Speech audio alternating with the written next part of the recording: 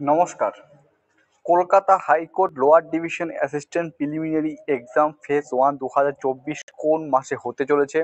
এর পাশাপাশি preliminary screening test phase 1 নম্বর বিভাজন, লাস্ট ইয়ার ফেজ 1 স্ক্রিনিং টেস্টের কাট অফ কত গিয়েছিল ক্যাটাগরি ওয়াইজ, এবং LDA preliminary screening test phase 1 expected cut off বা সেফ স্কোর কত হতে পারে 2024-এর ক্ষেত্রে, সমস্ত কিছু এই ভিডিওতে বলবো।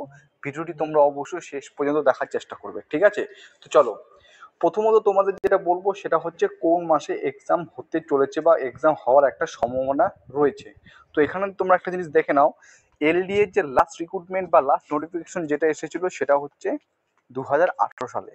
আবেদন শুরু হয়েছিল ডিসেম্বর মাসের 20 তারিখে, ঠিক আছে? 20 ডিসেম্বর 2018-তে আবেদন শুরু হয়েছিল, এবং প্রিলিমস এক্সাম টেন্টেটিভ ডেট অর্থাৎ ওমেয়ার বেস ফেজ 1 সেটা কিন্তু হয়েছিল ফেব্রুয়ারি মাসের 24 তারিখে। যখন তোমাদের নোটিফিকেশন এসেছিল তখন কিন্তু সেখানে একদম লেখা ছিল যে তোমাদের প্রিলিমস এক্সাম টেন্টেটিভ 24/2/2019 এই তারিখে হতে চলেছে, এবং হয়েও ছিল।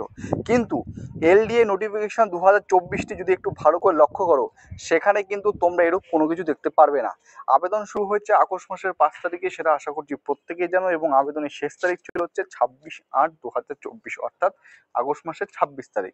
কিন্তু সেই নোটিফিকেশনে প্রিলিমিনারি এক্সাম টেন্টেটিভ ওমেয়ার বেস কবে হতে চলেছে তার কোনো আপডেট ছিল না স্পষ্ট রূপে। তো তাও তোমাদের একটা টেন্টেটিভ ডেট বলার চেষ্টা করছি।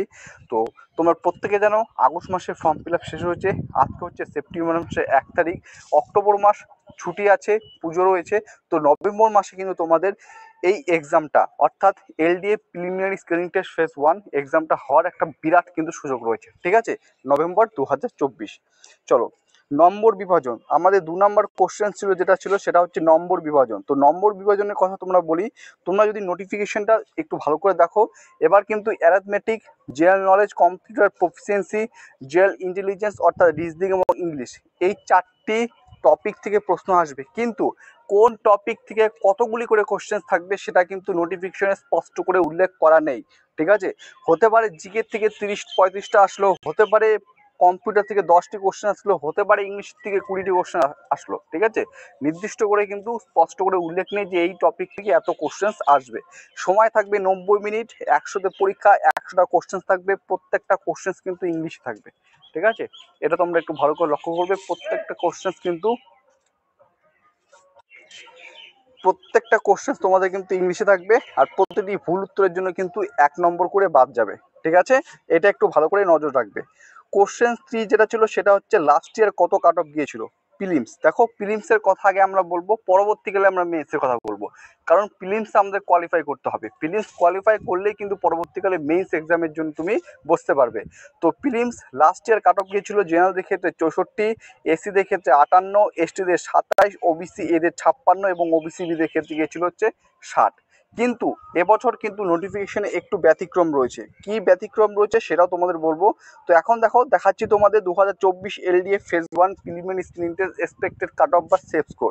তুমি যদি নোটিফিকেশনটা একটু ভালো করে দেখো, সেখানে কিন্তু স্পষ্টরূপে উল্লেখ রয়েছে এবার কিন্তু কোয়ালিফাইং মার্কস রয়েছে, যেটা 2018 নোটিফিকেশনে কিন্তু ছিল না।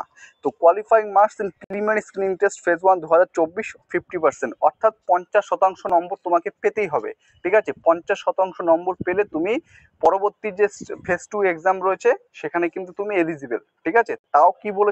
তাও বলেছে মোট শূন্যপদের 10 গুণ প্রার্থীকে কিন্তু সিলেক্ট করা হবে। তাও কিন্তু এটা এখানে বলেছে যত শূন্যপদ রয়েছে, 291টি শূন্যপদ রয়েছে, তার ঠিক 10 গুণ প্রার্থীকে তোমাদের কিন্তু সিলেক্ট করা হবে কিসের জন্য? পরবর্তী কম্পিটিটিভ এক্সামের জন্য, ঠিক আছে? তো এখানে একটা টেন্টেটিভ এক্সপেক্টেড কাট অফ তোমরা দেখতে পাচ্ছ। কিন্তু কাট অফ বলার আগে আরেকটা জিনিস তোমাদের আমি বলছি, তোমরা যে ক্যাটাগরি থেকে বিলং না করো না কেন, UR, SC, ST, OBC A, OBC B, প্রত্যেকেরই টার্গেট থাকবে হচ্ছে 70+, ঠিক আছে? পরবর্তীকালে অবশ্যই যে ক্যাটাগরি ভিত্তিক 4-5 নম্বরের কাট অফের একটু হেরফের হয়ে থাকে, কিন্তু প্রত্যেক প্রার্থীকে বলবো 70+ নম্বর এই নম্বরকে ধরে এগোতে, ঠিক আছে? তো এটাকে ধরে এগোও, ঠিক আছে? তো 70+ নম্বরকে ধরে তোমরা এগাও, যত বেশি হবে ততই ভালো। তো ইন ডিটেলসে আশা করছি তোমাদের সমস্ত কিছুর জবাব দিয়ে দিলাম। তো ভিডিওটি যদি তোমাদের ভালো লেগে থাকে অবশ্যই লাইক করবে, নতুন হয়ে থাকলে চ্যানেলটিকে সাবস্ক্রাইব করে পাশে থাকার চেষ্টা করবে। আশা করছি যে কিছুদিন পর তোমরা অফিসিয়াল ওয়েবসাইট যেটা রয়েছে কলকাতা হাইকোর্টের, সেখানে তোমরা দেখতে পারবে যে তোমাদের ডেট, তোমাদের প্রিলিমস ডেট কবে হতে চলেছে, ঠিক আছে, প্রিলিমস সেটা আপডেট পেয়ে যাবে। চলো চ্যানেলটিকে সাবস্ক্রাইব করে রাখবে, সবাই সুস্থ থাকবে, ভালো থাকবে, জয় হিন্দ।